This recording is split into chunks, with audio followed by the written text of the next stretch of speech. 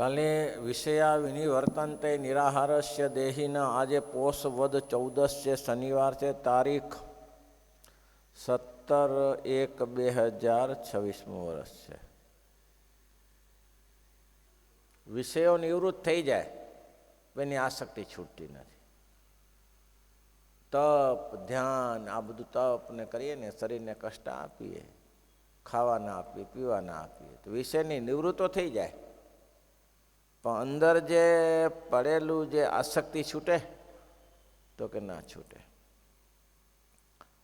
તો શું કરવું પડે આસક્તિ છોડવા માટે? એને મહારાજ કે એના માટે સાધનો બતાવ્યા છે. કયા સાધનો? ધ્યાન છે, ધારણા છે, ભગવાનની ઉપાસના છે. એ સાધનો કરવા પડે. આગળ બતાવ્યું હતું ને કે એ સાધનો કરે તો જ જીવ છે એ આગળ પ્રગતિને કરી શકે. બાકી માત્ર કોઈ ગાયો ભેંસોને ખાવા ના આપીએ તો સમજીને લેવું કે ઉપવાસ કરે છે. છૂટા મૂકો તો ઘાસચારામાં જાય જ તો ન જાય. તમે એમ બાંધી રાખ્યો તો જો આ તપસ્વી છે. બગલો તળાવના કિનારે એક પગ ઊભો આમ ધ્યાન કરતો હતો. લોકો કે મારો ધ્યાનમાં ઉતરી ગયો હતો, ખાવાનું છોડી દીધું, માછલા નહીં પકડે. પણ એ માછલાની એની અન્ય આસક્તિ ગઈ નથી. એ તો પાખંડ કરે છે, પણ એની જ્યારે માછલી દેખાશે ઝડપીને લઈ લેશે. એટલે એને આસક્તિ ટળી નથી. આસક્તિ તો છે ને છે ભાઈ. ધ્યાન કરે કે જ્ઞાન કરે. બિલાડીને કંકળ જેવું છે. બિલાડી કંઈક મોઢું નાખવા ગઈ માટલીના ગળામાં, એમાં સારું મોઢું ભરાઈ ગયું, નીકળ્યું નહીં. પછી આમ કર્યું, નીચે તૂટી ગયું, કાંઠો રહી ગયો ગળામાં. નીચેનું દોણું તો તૂટી ગયું પણ કાંઠલો ગળામાં રહી ગયો. પછી હારી દરરોજ ઉંદરને પકડતી હતી. પછી એક દિવસ બધા ઉંદરડોને કીધું, ભાઈ ડરશો નહીં, હું તો કાશી જઈને આવીશું. તો શું માહિતી? આ કંકર કાશીનું પહેર્યું છે ને, કંકરનું કાશીનું કંકર પહેરાય. મેં તો પ્રતિજ્ઞા લીધી છે કોઈ ઉંદરડાને મારવા નહીં. હવે તે ઉંદરડા કે તમે ખુશીથી રમો. બધા ખુશીથી રમતા હતા. એને શું કર્યું? છેલ્લો ઉંદર પકડી લે. દરમાં જતી વેળાએ બધા સાંજનો સમય થાય ને છેલ્લો ઉંદર પકડી લે. પેલા લોકો કે આ કાશીની જાત્રાએ જઈને આવી છે અને ઉંદર કેમ ઓછા થતા જાય છે? 1000ની સંખ્યામાંથી 100 જ રહ્યા, ત્યાં સુધી કોઈ વિચાર્યું નહીં. ઓછા કેમ થતા જાય છે? પછી એક દિવસ કીધું કે બાંડાને પાછળ રાખો. પૂછડા વગરનો તેને પાછળ રાખ્યો. બીજે દિવસે એક ગાયબ થઈ ગયો. પછી બધાએ હાથ જોડીને કહ્યું, મારજારી તુભ્યમ નમસ્કારમ. હે બિલાડી બા, તને નમસ્કાર કરીએ. સહસ્ર સંખ્યામાં શત સંખ્યા ભવેત અને અદ્ય દિને બંડ પૂછો પીના વિદ્યા. આજે બાંડો પણ દેખાતો નથી, એટલે તું હવે દૂર રહે. તને નમસ્કાર તને કરીએ, તારા કંકણને નમસ્કાર કરીએ, પણ તું દૂર રહે ભાઈ. આસક્તિ છૂટતી નથી. તપ કરે, ત્યાગ કરે, આશ્રિતને રસવર્જ રસ પરમ દ્રષ્ટવા નિવર્તન થાય. એવી રીતે જેની અલૌકિક દ્રષ્ટિ થાય છે તેને પરમેશ્વર વિના પદાર્થ તુચ્છ થઈ જાય છે. આ એને આવી રીતે જેને ભગવાનમાં વૃત્તિ લાગી જાય, જગતમાં કોઈ પદાર્થની આસક્તિ. મેં 2 દ્રષ્ટાંતો બતાવ્યું. અમરાનું દ્રષ્ટાંત બતાવ્યું, કેશાનું દ્રષ્ટાંત બતાવ્યું. એને સામે વિષયો પડ્યા હોય તોય પણ વિષયને ભોગવા માટે સંમત નથી. શું દ્રષ્ટાંત આગળ એક આવી ગયું છે, રત્નમ જ નથી. માણસ સોપારી ચાવી જાય એવી તાકાત હોય, કયું રત્નમ.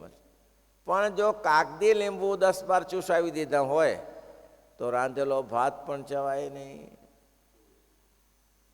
બોલો, રાંધેલો ભાત પણ ન ચવાય. તેમ બધું. પછી મારે બીજું દ્રષ્ટાંત આપ્યું. ગમે એવી જીવને આસક્તિ હોય પણ 2 દિવસ ચલાવ્યા હોય રસ્તા ઉપર, પણ લગ્ન કર્યા પછી તો એ કંઈ કરવા સમર્થ થાય નહીં.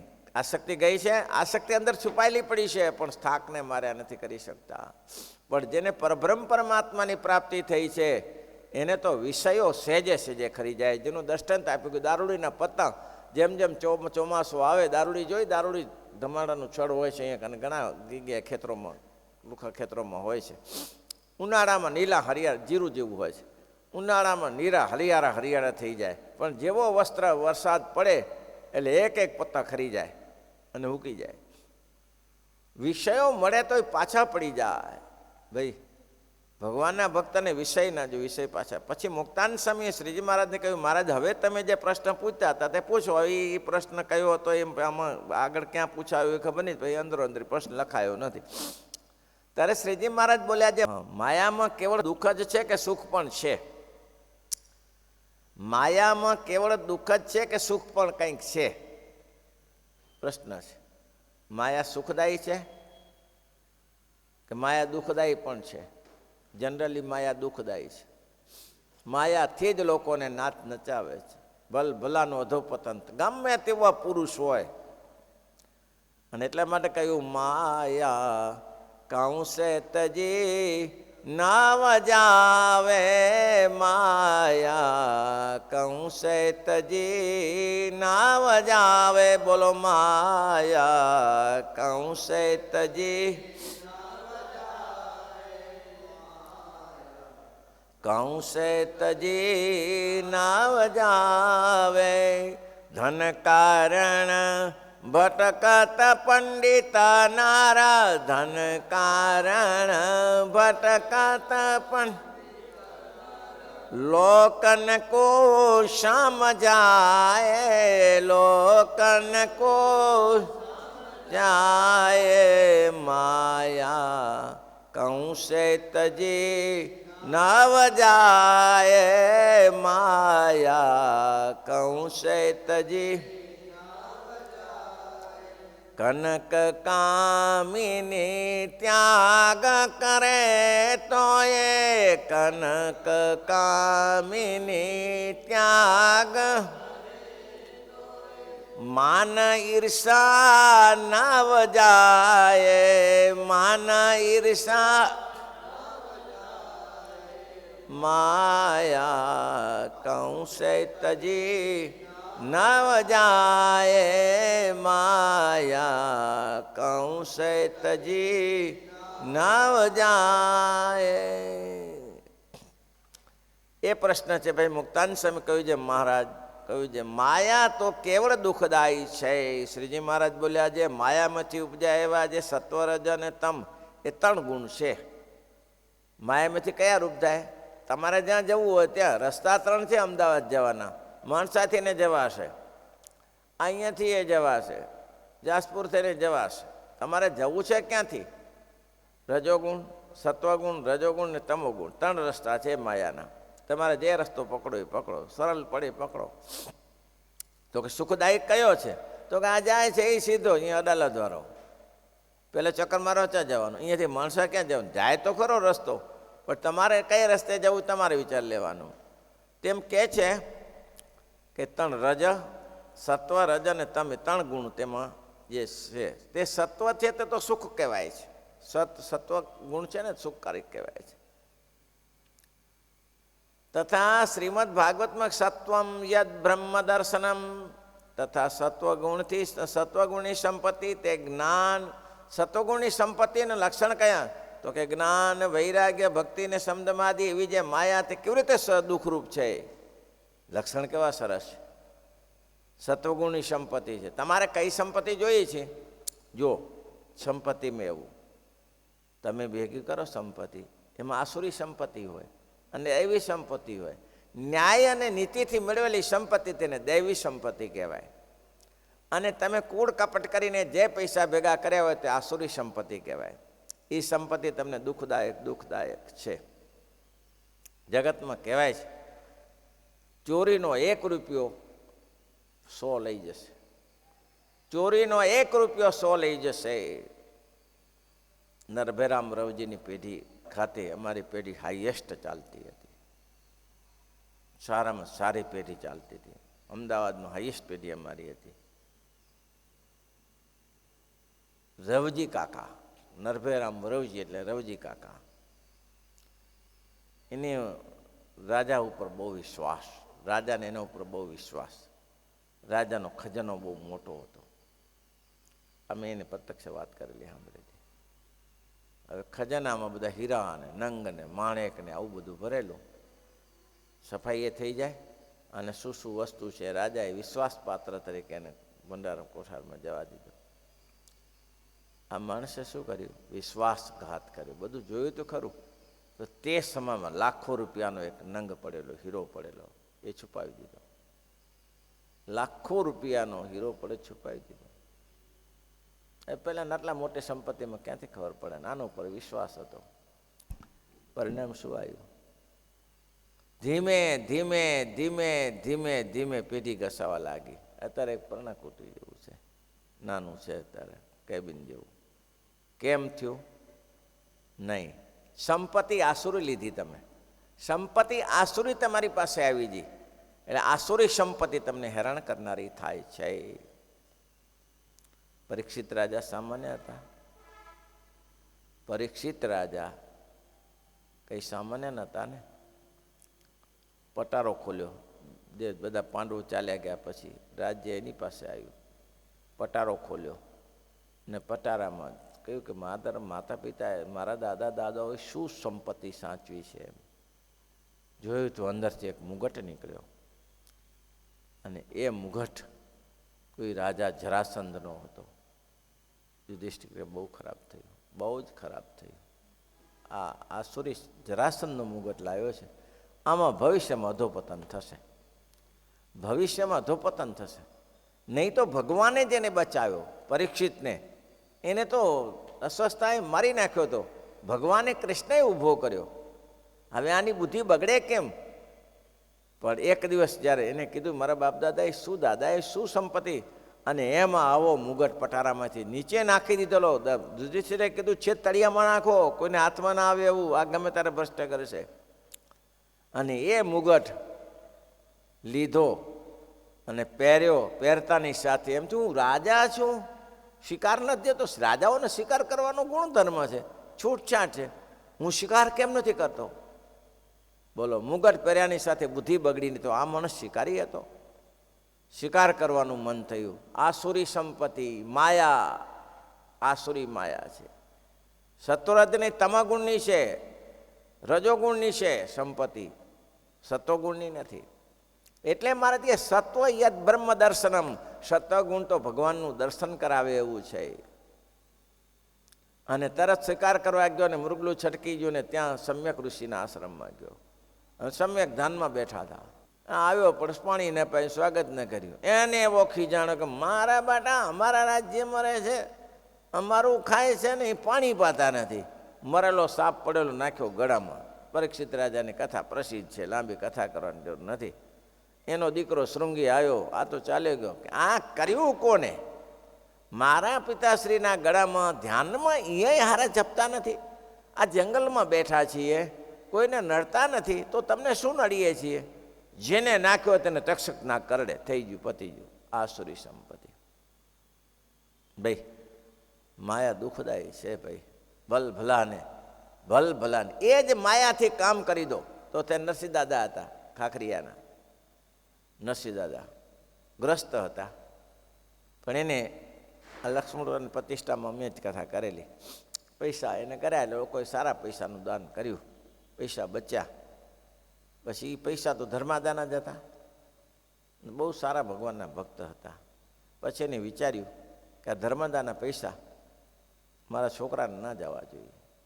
છોકરાને જશે તો એને બુદ્ધિ ભ્રષ્ટ કરશે. એટલે એ પછી છેલ્લે એને ખબર પડી જાય કે મારે લાંબુ જીવવાનું નથી. એટલે કોઈ સંતોને રસોઈને, ગાયોને, આમન તેમને, મંદિરોમાં, ગુરુકુળોમાં પૈસા જે કંઈ હતા એ વાપરી નાખ્યા.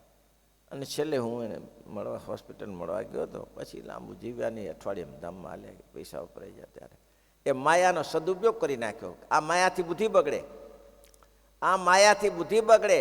આ માયા સુખદાયક નથી, દુઃખદાયક છે. શ્રીજી મહારાજ કેટલું સરસ લખ્યું છે, સત્વમ યદ બ્રહ્મ દર્શનમ તથા સત્વગુણની સંપત્તિ, જ્ઞાન, વૈરાગ્ય અને વિવેક સમદાન એના ગુણો જ એવા છે. સત્વગુણની સંપત્તિના ગુણ કેવા છે? જ્ઞાન છે, વૈરાગ્ય છે, વિવેક છે, સમદમાદી. સત્વગુણની સંપત્તિમાં વિવેક આવે, પહેલામાં વિવેક ભ્રષ્ટ થઈ જાય, પહેલામાં વિવેક ભ્રષ્ટ થઈ જાય. સર એટલે ધર્મપુરમાં મહારાજે કીધું આવી સંપત્તિ બુદ્ધિ બગાડે. તમારા પતિદેવે આ જે સંપત્તિ ભેગી કરી છે લોકોને લૂંટી લૂંટીને એ સંપત્તિ બુદ્ધિ બગાડે. મહારાજને કે લઈ જાઓ આને કાસ્ટને લેવાતું હશે, અમારી બુદ્ધિ બગાડી નાખે આ તો. એટલે સત્વગુણની સંપત્તિ જોઈએ, રજોગુણની સંપત્તિ ના જોઈએ, તમોગુણની સંપત્તિ ના જોઈએ. હા દુઃખ દે વળી એકાદશ સ્કંદમાં કહ્યું છે વિદ્યા વિદ્યે મમતનું વિદ્યુદ્ધવ શરીરણામ બંધ મોક્ષકારી આદ્ય માયા મેં વિનિર્મિત. હે ઉદ્ધવ, વિદ્યા અને અવિદ્યા એવી મારી બે શક્તિઓ છે. ભગવાનની શક્તિ છે તો કે અવિદ્યા એ ભગવાનની શક્તિ, તો હા એ ભગવાનની શક્તિ છે. કારણ કે ભગવાનને ખાલી આ સત્સંગ નહીં ચલાવો, ભગવાનને આ સંપ્રદાય ચલાવવો જ નથી. તે સિવાય આ અનંત કોટી જીવો જીવે છે એના માટે અવિદ્યાનો ઉપયોગ થાય છે, અને ભગવાનના ભક્તને માંથી વિદ્યાનો ઉપયોગ થાય. કે છે વિદ્યા વિદ્યે મમતનું વિદ્યુદ્ધવ શરીરણામ. આ મારું શરીર છે, વિદ્યા અને અવિદ્યા મારું શરીર છે. કેમ તો કે ભગવાન અંતર્જામીય શક્તિએ કરીને ભગવાનના ભક્તનમાં હૃદયમાં રહ્યા છે, અને એ ભગવાન અંતર્જામીય શક્તિ કરીને જીવ પ્રાણી ખાટકીના હૃદયમાં રહ્યા છે, ગાય ભેંસ ભૂંડ ઇત્યાદિકના શરીરમાં રહ્યા છે. અને જો એ ભગવાનની શક્તિ ના હોય, અંતર્જામી રૂપે ભગવાન ત્યાં ન હોય તો એટલા ટાઈમનો દેહ પડી જાય. તો ભગવાન અંતર્જામી રૂપે એમાં રહ્યા છે. પણ કે છે બંધકારી આદ્ય માયા મેં વિનિર્મિતે. કઈ આદ્ય પહેલી માયા છે એ મોક્ષ કરાવનારી છે. આ લખ્યું ને વિદ્યા વિદ્યે, પેલું વિદ્યા ને પછી અવિદ્યા. તો આદ્ય એટલે કે પહેલી વિદ્યા એ શું કરે તો કે મોક્ષકારીલી છે. એ જે જીવાત્માને માટે મોક્ષને આપનારી છે. બીજી બંધ, મોક્ષ થકી પાડી દેનારી છે. માયા તો એને છે, માયા તો એને છે. તમારા પૈસાથી બંગલો બનાવો, મેં આગળ દ્રષ્ટાંત આપ્યું હતું, અને બહુ જો બંગલો થઈ ગયો ને એમાં આસક્ત ભૂત થાવ, અને તમારા પૈસાથી ભગવાનનું મંદિર બનાવો અને એવું દીપ્યમાન મંદિર બનાવો, જોઈ જોઈને ખુશ થઈ જાઓ, અને પછી એમાં આસક્તિ રહે તો શું થાવ? ભગવાનના ધામમાં જાઓ. મંદિરમાં આસક્તિ છે ને તમારે. કદાચ એક જન્મ ધારણ કરાવ્યું, મેં કહ્યું હતું ને પીજમાં સ્વામીજી હતા ને એને મંદિર પોતે કરેલું ને બહુ આસક્તિ રહી છે કે મંદિર સરસ થયું છે, મારા સ્ત્રી બદલી કરી નાખી તે સમય જયરાજમાં. અને હા હા હા મેં એટલી મહેનત કરીને બદલી કરી નાખી. હવે ચિંતામાં બીજી કે મૂક્યા પણ મન લાગ્યું નહીં, મૃત્યુ થઈ ગયું. તો ગાયના વાછડા રૂપે આવ્યા, અને જ્ઞાન સ્વામી આ વાત મને કરેલી વિશદમાં. પછી જ્ઞાન સ્વામી મારા ગુરુ સમર્થ હતા, એટલે એને પછી આ બીજા આગળ વાત લાંબી કરેલી છે, લાંબી નહીં કરવાની. એટલે એને પછી એનો મોક્ષ કરી આપ્યો. કારણ કે શેના માટે મથ્યો હતો આ માણસ? મંદિર માટે મથ્યો હતો. મથ્યો શેના માટે હતો? ભગવાનને રાજી કરવા માટે મથ્યો હતો. પોતાના છોકરા માટે મથ્યો હોય તો માયામાં થાય. સત્વરજ તદ બ્રહ્મ દર્શનમ ન થાય, અને આ સત્વરજ તદ બ્રહ્મ દર્શન થઈ ગયું. એટલે મારે કે વિદ્યા વિદ્યા મમતનું વિદ્યુદ્ધવ શરીરનામ. આ મારા બે શરીર છે, તેમાં મંદ મોક્ષકારી આદ્ય વિદ્યા છે એ મોક્ષ કરનારી છે, અને બીજી છે એ બંધ કરનારી છે. બે વિદ્યા મારી છે. કારણ કે મેં વિનિર્મિતે માયાને ઉત્પન્ન જ મેં કરી છે. વિનિર્મિતે એટલા માટે માયાને ઉત્પન્ન કરી છે. માટે મોક્ષ કરે એવી જે વિદ્યારૂપ માયા તે કેવી રીતે દુઃખદાયી છે? પછી એ પ્રશ્નને સાંભળીને મુક્તાન સમય આદિક સરે પ્રશ્ન બોલ્યા છે, હે મહારાજ એનો ઉત્તર અમથી નહીં થાય, એનો ઉત્તર તમે કૃપા કરીને કરો. પછી શ્રીજી મહારાજ બોલ્યા, માયા દેવી બનાવો. આસુરી માયા કદાચ આવી ગઈ હોય તો દેવી બનાવો. શું કરો? બહુ ગૌશાળા બનાવો, સંતોની સેવા કરો, ભગવાનની થાળ ધરાવો, નારાયણ દેવના થાળ, લક્ષ્મીનારાયણ દેવના થાળ ઠાકોરજીને ધરાવો, તો પૈસા નિર્મળ ધોવાઈ જશે. પૈસા ધર્માદો છે ને માટે કાઢ્યો. ધર્માદો સ્વામિનારાયણ ભગવાને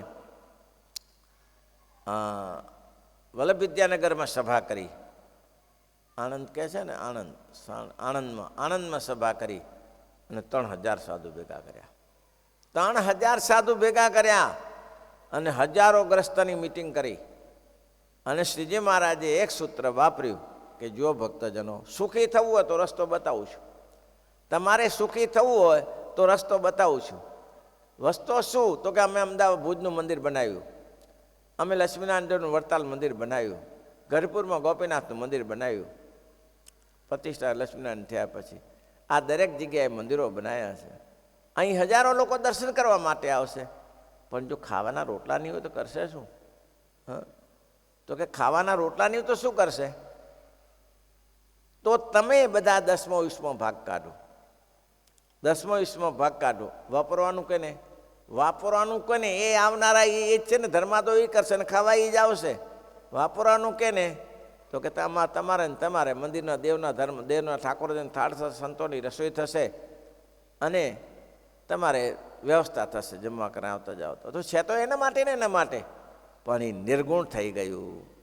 દૃષ્ટાંત આપ્યું, જ ચિકિત્સિતમ, પાછલું પદ જ છે, જ ચિકિત્સિતમ એટલે કે વૈદ્યની પાસે ગયા અને કોઈ દવા લીધી તો વૈદ્યને તમે પૂછો કે સાહેબ આ શેના માટે? તો કે સુબર નાગુદ, પણ આ ગળી છે દવા, સુબર નાગુદ માટે છે પણ ગળી છે. તો કે ગળી છે પણ હવે એમાં દવા મિક્સ થઈ ગઈ છે, એટલે હવે મટાડનારું, હવે દર્દ વધારનારું નહીં થાય, દર્દ મટાડનારું થશે.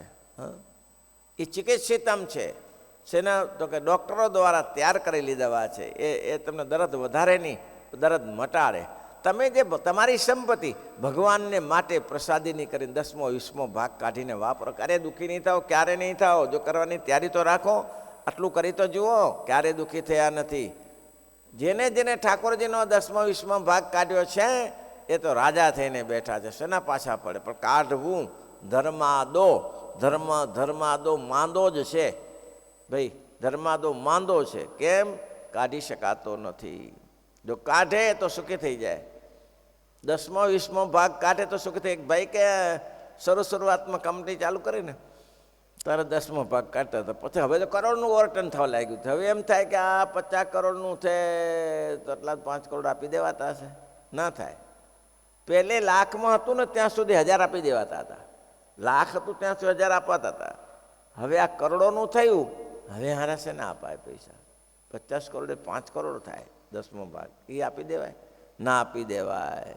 પણ એને મૂર્ખાને ખબર નથી કે કના કારણે આગળ વધ્યો છું. એને કારણે તમારા કચ્છમાં ભચાઉમાં નિર્મલદાસ સ્વામી અમારી સાથે હતા, વાત કરતા હતા કે અહીંયા એક પુત્ર લારી લઈને બેસતો હતો, લારી લઈને બેસતો. એ સ્વામી કે મંદિર જોડે એટલે પાણી પીવા મંદિરમાં આવે. એટલે સ્વામી કે આપણે નવરા હોઈએ ગામડા ફરતા, સંતોન બપોરના તે શું કામ હોય, સવારે કથા વાર્તા થાય, સાંજે થાય. કે ભાઈ તો કે લારી શાક બકાલું વેચે છે કે ધર્માદો કરે છે? હા, ધર્માદો જામી શું 2 રૂપિયા કમાવું છું દરરોજ. તે દિવસ 2 રૂપિયા ઘણા હતા, 2 રૂપિયા કમાતો, 2 રૂપિયામાં ચારાના ધર્માદો કર ને બકા કે. હે સ્વામી શું થાય? લાભ થશે મોટો, કરવું. હવે ગરીબ માણસ ધર્માદો 2 રૂપિયામાં ચારાના કાઢી નાખે. એ આપણે 100 કરોડમાંથી એમ 2 કરોડ ના કાઢી શકીએ. સારું કે કરવા માંડ્યો. ભગવાનની લીલા છે ને ભાઈ, સંતોનું વચન. ધીમે ધીમે ધીમે ધીમે વેપાર એવો વધ્યો, એવો વેપાર વધ્યો.